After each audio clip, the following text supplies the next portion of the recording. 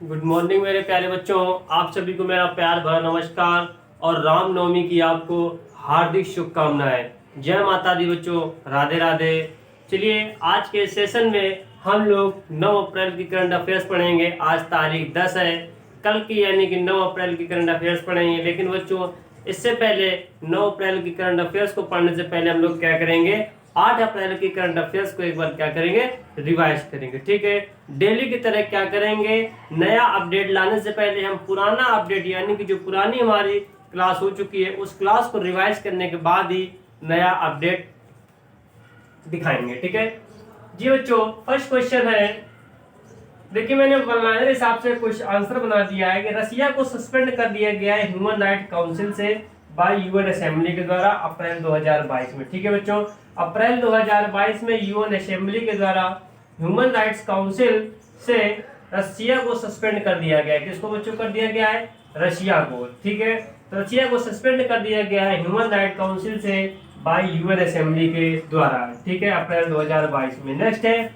Union bank of India ने क्या launch किया है, एक डिजिटल ट्रांसफॉर्मेशन प्रोजेक्ट। इसका नाम क्या है बच्चों, संभव। ठीक है, तो यूनियन बैंक ऑफ इंडिया ने एक डिजिटल ट्रांसफॉर्मेशन प्रोजेक्ट संभव को लॉन्च किया है बच्चों। ठीक है, चलिए नेक्स्ट क्वेश्चन की ओर बढ़ेंगे इसी क्रम पे।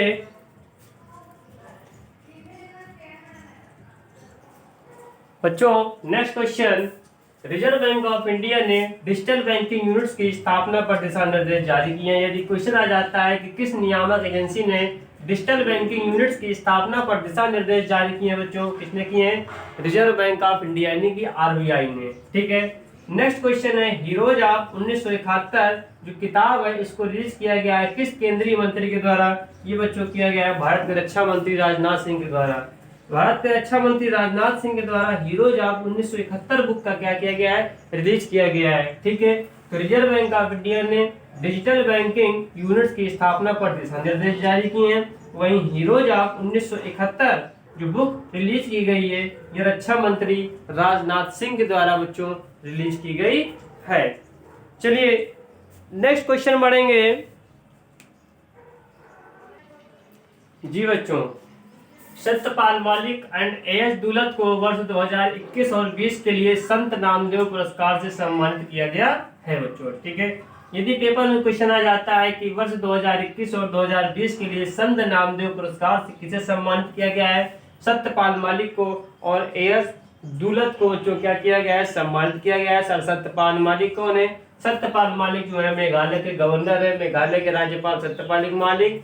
और एएस दुलत की बात करें जो पूर्व अनुसंधान और विश्लेषण विंग के निदेशक हैं एएस दुलत। ठीक है बच्चों, डीसीबी बैंक के एमडी एंड सीईओ के कार्यकाल को 2 साल का तक बढ़ा दिया गया है। ठीक है, अच्छी बात है, बढ़ा दिया गया है। उनका नाम क्या है, उनका नाम मुरली एम नटराजन है। मुरली एम नटराजन अब डीसीबी बैंक के एमडी और सीईओ अब 2 साल के लिए और बढ़ गए यानी कि 2024 तक। 2009 से बच्चों क्या ये कार्यरत है। ठीक है, चलिए नेक्स्ट बढ़ेंगे।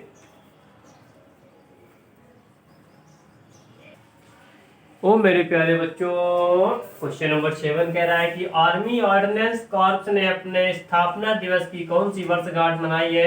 ये बच्चों कल ही हमने आपको क्लास में बताया कि 247वीं वर्षगांठ मनाई है आर्मी ऑर्डिनेंस कॉर्प्स ने अपने स्थापना दिवस की। ठीक है, नेक्स्ट बच्चों है कि पश्चिम बंगाल ने न्यू एजुकेशन पॉलिसी के तहत यानी कि नेट 2020 के तहत की जांच के लिए 10 सदस्यीय समिति का गठन किया है। पेपर में क्वेश्चन आ जाता है न्यू एजुकेशन पॉलिसी 2020 की जांच के लिए किस राज्य सरकार ने 10 सदस्यीय समिति का गठन किया है, पश्चिम बंगाल यानी कि बच्चों वेस्ट बंगाल ने। किस राज्य ने, वेस्ट बंगाल ने। ठीक है, चलिए नेक्स्ट बढ़ेंगे।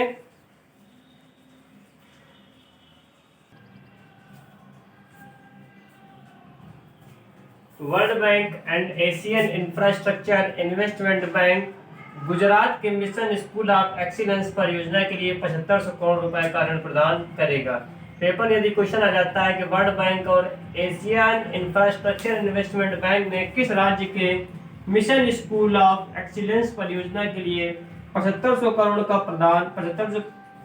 ऋण प्रदान करेगा, किस राज्य के लिए बच्चों, गुजरात के लिए। ठीक है, तो वही है कि विश्व बैंक और AIIB यानी कि Asian infrastructure investment bank Gujarat राज्य के मिशन स्कूल ऑफ एक्सीलेंस परियोजना के लिए 7500 करोड़ का ऋण प्रदान करेगा। ठीक है बच्चों, चलिए बहुत सुंदर बात। नेक्स्ट बढ़ते हैं इसी क्रम पे क्वेश्चन नंबर 10 की ओर। जी बच्चों, उत्तर प्रदेश सरकार ने सार्वजनिक निजी भागीदारी मोड के तहत किस जिले में मेडिकल कॉलेज स्थापित करने के लिए एक समझौता ज्ञापन पर हस्ताक्षर किए हैं? कल हमने आपको बताया था संभल एंड महाराजगंज। कहाँ पे बच्चों? संभल और महाराजगंज जिले में पीपीपी मोड के तहत मेडिकल कॉलेज स्थापित किए जाएंगे। ठीक है, पहली बार। ठीक है, संभल और महाराजगंज में क्या होगा बच्चों? पीपीपी मोड के माध्यम से पहली बार इन जिलों में मेडिकल कॉलेज स्थापित किए जा रहे हैं बच्चों। ठीक है, ये तो हमारी थी बच्चों कल की रिवीजन की करंट अफेयर्स 8 अप्रैल की। अब हम बात करेंगे 9 अप्रैल की करंट अफेयर्स के बारे में। चलिए आइए स्टार्ट करते हैं। ठीक है,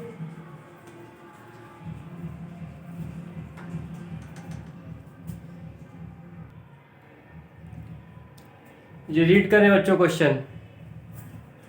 अप्रैल 2022 में विप्रो कार्यकारी बोर्ड के सदस्य किसके बच्चों? विप्रो कार्यकारी बोर्ड के सदस्य और एपमिया यानी कि एशिया प्रांत, भारत, मध्य पूर्व और अफ्रीका के सीईओ के रूप में किसे नियुक्त किया गया है? अप्रैल 2022 में विप्रो कार्यकारी बोर्ड के सदस्य और एपमिया के सीईओ के रूप में किसे नियुक्त किया गया है? ये किया गया है अनीश चंचा को। किसको बच्चों? अनीश चंचा।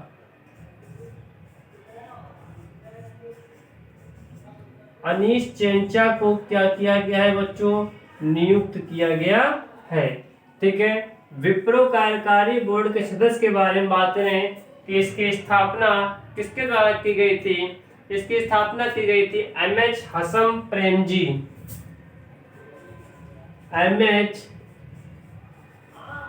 हसम प्रेम जी के द्वारा इसकी बच्चों क्या की गई थी? स्थापना की गई थी विप्रो कार्यकारी बोर्ड के सदस्य के रूप में। ठीक है, वहीं पे इसकी स्थापना कब हुई थी? 19 दिसंबर 1945 को इसकी स्थापना हुई थी। 19 दिसंबर 1945 की इसकी बच्चों क्या हुई थी? स्थापना हुई थी। वहीं इसकी हेडक्वार्टर के बारे में बात कर लें, इसका हेडक्वार्टर बच्चों कहाँ है? बेंगलुरु में। कहाँ है? बेंगलुरु बच्चों क्या है इसका हेडक्वार्टर है। ठीक है, तो अप्रैल 2022 में विप्रो कार्यकारी बोर्ड के सदस्य और एपमिया के सीईओ के रूप में अनीश चंचा को नियुक्त किया गया है। इसके फाउंडर के बारे में बात करें, किसने इसकी स्थापना की थी? एमएच हसम प्रेमजी ने। कब की थी? 29 दिसंबर 1945 को। हेडक्वार्टर कहाँ है विप्रो का? ये है बच्चों बेंगलुरु में। ठीक है, चलिए नेक्स्ट क्वेश्चन की ओर बढ़ेंगे। Question number second.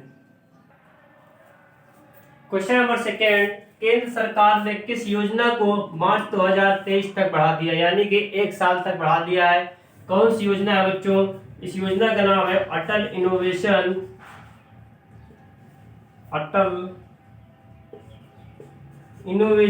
मिशन। ठीक है बच्चों, अटल इनोवेशन मिशन योजना को क्या किया है? 1 साल तक बढ़ा दिया है, मार्च 2023 तक बच्चों क्या किया है? इसको बढ़ा दिया है। ठीक है, चलिए नेक्स्ट क्वेश्चन की ओर बात करेंगे। Question number 3।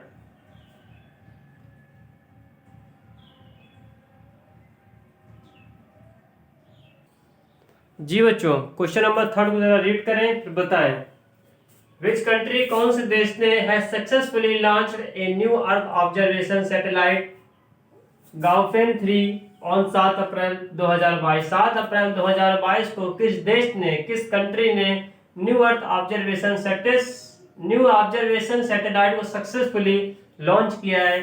किस देश ने किया है बच्चों? ये नाम बड़ा उठ पड़ा, गाउफेन। चाइना वाला नाम कैसे होता है? चिंपो होता है, नहीं होता इस तरह गाउफेन नाम वाला, तो समझ लो ऐसा नाम है गाउफेन जो है। इस तरह से इस किसने इसे लॉन्च किया है? चाइना ने लॉन्च किया है। ठीक है, चाइना कंट्री ने क्या किया है? इस new earth observation satellite Gaofen 3 को 7 अप्रैल 2022 को सफलतापूर्वक इसको लॉन्च किया है बच्चों। ठीक है, चलिए नेक्स्ट क्वेश्चन की ओर बढ़ेंगे। Question number 4।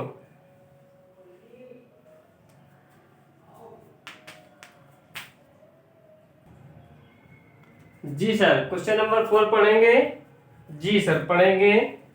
क्वेश्चन नंबर 4 कह रहा है आरबीआई ने, रिजर्व बैंक ऑफ इंडिया ने, यानी कि भारतीय रिजर्व बैंक ने अप्रैल 2022 में केवाईसी दिशा निर्देशों से संबंधित, केवाईसी यानी कि नो योर कस्टमर दिशा निर्देशों से संबंधित उल्लंघनों के किन किन बैंक पर जुर्माना लगाया हुआ है बच्चों। तो आरबीआई ने केवाईसी से संबंधित दिशा निर्देशों के जारी में उल्लंघनों के किन किन बैंक पर जुर्माना लगाया है बच्चों। एक तो एक्सिस बैंक पे जुर्माना लगा दिया है, एक आईडीबीआई बैंक पे जुर्माना लगा दिया है। ठीक है, एक्सिस बैंक और आईडीबीआई बैंक पर रिजर्व बैंक ऑफ इंडिया ने क्या किया है, जुर्माना लगा दिया है। दोनों पे 93 लाख का जुर्माना इन पे लगा दिया है और 93 लाख का जुर्माना इन पे भी लगा दिया है। ठीक है, केवाईसी से संबंधित उल्लंघनों के कारण इन बैंकों पे क्या हो गया बच्चों, जुर्माना लगाया गया। दोनों बैंकों पे 93 लाख का जुर्माना लगाया गया है। ठीक है, इसकी एक्सिस बैंक की हेडक्वार्टर के बारे में बात कर लें तो इसका हेडक्वार्टर बच्चों कहाँ पे, मुंबई पे। इसका हेडक्वार्टर कहाँ पे, मुंबई पे। वहीं इसके हेडक्वार्टर के बारे में बात कर लें आईडीबीआई की, इसका भी हेडक्वार्टर बच्चों कहाँ पे, मुंबई पे। ठीक है, एक्सिस बैंक का भी हेडक्वार्टर मुंबई पे है और इसका भी हेडक्वार्टर कहाँ पे बच्चों, मुंबई पे है।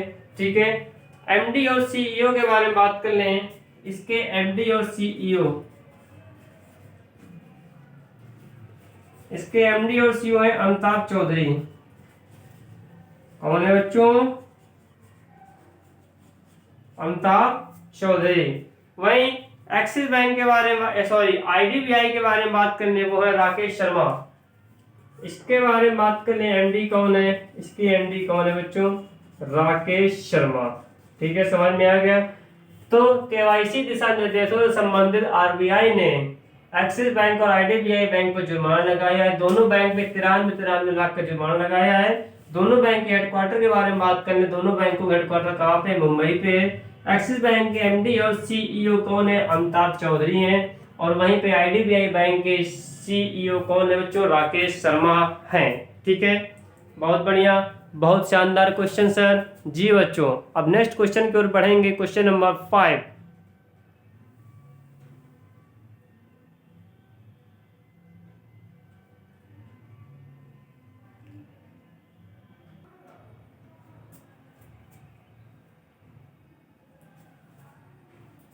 क्वेश्चन नंबर 5, किसने संगीत नाटक अकादमी पुरस्कार प्रदान किया है। किसने संगीत नाटक अकादमी पुरस्कार प्रदान किया, भारत के उपराष्ट्रपति एम वेंकैया नायडू ने। ठीक है बच्चों, एम वेंकैया नायडू ने क्या किया है, संगीत नाटक अकादमी पुरस्कार बच्चों क्या किया है, प्रदान किया है। ठीक है, इसमें 43 प्रसिद्ध प्रख्यात कलाकारों को ये पुरस्कार दिए गए हैं, संगीत नाटक अकादमी पुरस्कार। ठीक है, तो संगीत नाटक अकादमी पुरस्कार लगभग 43 प्रख्यात कलाकारों को मिला है और भारत के उपराष्ट्रपति एम वेंकैया नायडू ने क्या किया है, ये संगीत नाटक अकादमी पुरस्कार प्रदान किए हैं बच्चों। ठीक है, चलिए नेक्स्ट क्वेश्चन की ओर बढ़ेंगे। Question number 6।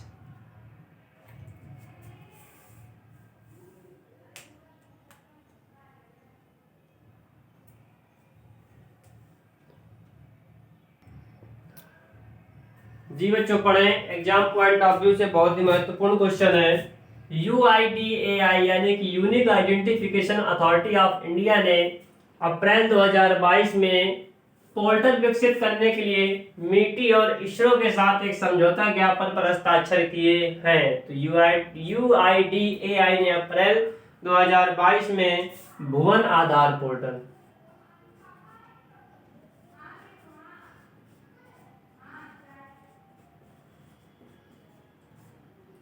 भुवन आधार पोर्टल विकसित करने के लिए मीटी और इसरो के साथ एक समझौता ज्ञापन पर हस्ताक्षर किए हैं। ठीक है, आधार क्या है कि आधार में एक 12 अंकों का नंबर होता है, जिसमें व्यक्ति की क्या होती है, एक विशिष्ट पहचान होती है। ठीक है बच्चों, और ये क्या होता है, यूआईडीएआई के द्वारा जारी किया जाता है on the behalf of government of India बच्चों। ठीक है, ये आधार कार्ड हमारा क्या होता है, एक तो पहली बात तो एड्रेस प्रूफ पे काम करता है।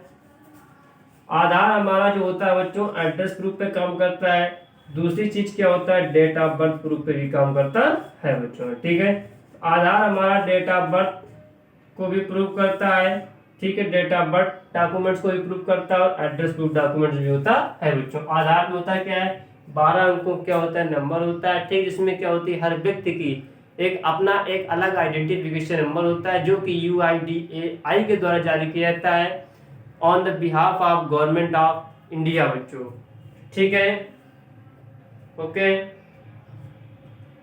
पार्लियामेंट में 11 मार्च 2016 को आधार एक्ट पास हुआ था, ठीक है, पार्लियामेंट में 11 मार्च 2016 को आधार एक्ट पास हुआ था, ठीक है बच्चों, 11 मार्च 2016 को क्या हुआ था, आधार एक्ट पास हुआ था।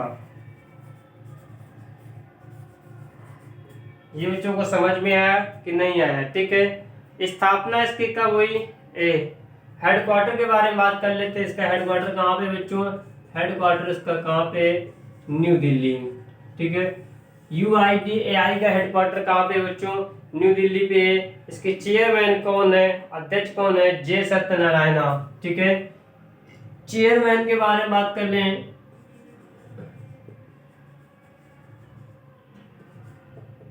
जे सत्यनारायण, ठीक है बच्चों, जे सत्यनारायण से क्या है, चेयरमैन है। CEO के बारे में बात कर ले, CEO कौन है, सौरभ गर्ग है बच्चों, ठीक है, सौरभ गर्ग है, ठीक है। तो UIDAI ने अप्रैल 2022 में भुवन आधार पोर्टल विकसित करने के लिए मेटी और इसरो के साथ एक समझौता ज्ञापन पर हस्ताक्षर किए हैं, ठीक है। ये भारत भर में आधार केंद्रों क्या होगा, जानकारी देगा कि कौन कौन आधार केंद्र कहाँ पर बने हुए हैं, कहाँ पर स्थापित हुए हैं बच्चों, ठीक है। UIDAI के हेडक्वार्टर के बारे में बात किया, न्यू दिल्ली पे। इसके CEO कौन है, सौरभ गर्ग है। इसके चेयरमैन कौन है, जे सत्यनारायण है बच्चों, ठीक है। आधार एक्ट कब पास हुआ पार्लियामेंट में, 11 मार्च 2016 को पास हुआ। आधार में क्या होता है, 12 अंकों के डॉक्यूमेंट्स नंबर होता है, जिसमें क्या होता है, आदमी की विशिष्ट पहचान होती है व्यक्ति की। आधार एड्रेस प्रूफ पे भी काम करता है, डेट ऑफ बर्थ प्रूफ पे भी काम करता है बच्चों, ठीक है। चलिए नेक्स्ट बढ़ेंगे क्वेश्चन नंबर 7 की ओर।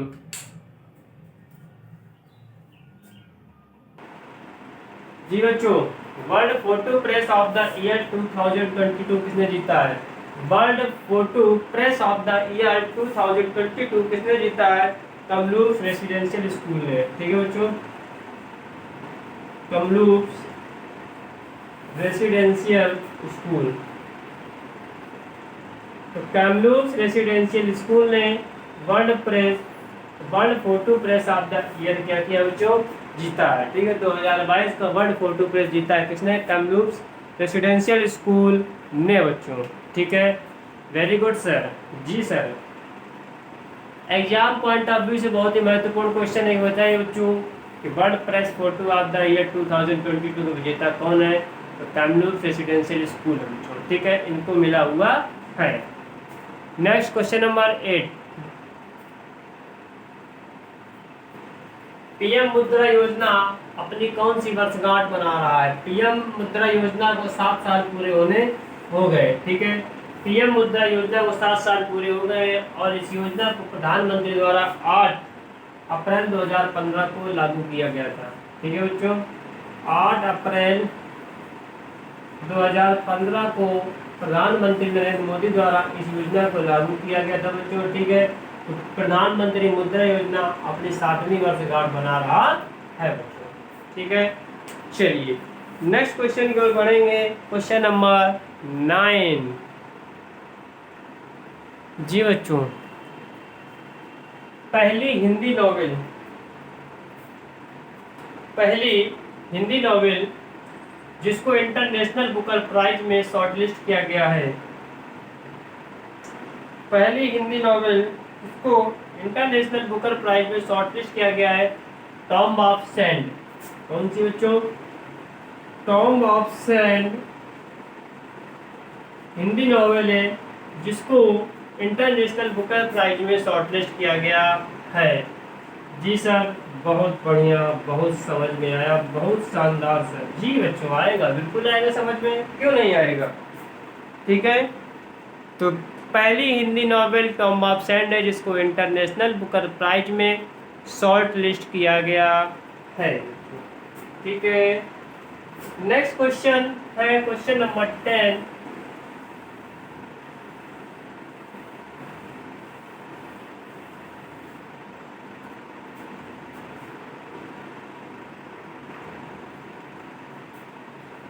India's first case XC variant of coronavirus disease reported from। Bharat का पहला केस कोविड-19 का यानी कोरोना वायरस डिसीज का जो एक नया वेरिएंट अभी आया है XC, ये कहाँ से रिपोर्ट किया गया है? ठीक है, पहला केस कहाँ पर मिला है? भारत का पहला केस कोरोना वायरस डिसीज का XC वेरिएंट ये जो है ये कहाँ से रिपोर्ट किया गया है? पहला केस बच्चों ये किया गया है मुंबई में। ठीक है, तो कोरोना वायरस के XC वेरिएंट का पहला केस मुंबई से दर्ज किया गया है बच्चों। ठीक है, मुंबई में XC वेरिएंट का पहला केस मिल चुका है कोरोना वायरस डिसीज का। ठीक है बच्चों, ये थे हमारे करंट अफेयर्स के आपके क्वेश्चंस। ठीक है बच्चों, PDF शीट के लिए हमारे Telegram channel try star classes में आपको मिल जाएगी। ठीक है, शाम तक आपको मिल जाएगी। ठीक है बच्चों, चलिए इस सेशन को यहीं से ऑफ करते हैं। बने रहिए, धन्यवाद बच्चों, आपका दिन शुभ हो। वंस अगेन रामनवमी की हार्दिक शुभकामनाएं आपको और आपके परिवार को। ठीक है बच्चों, चलिए।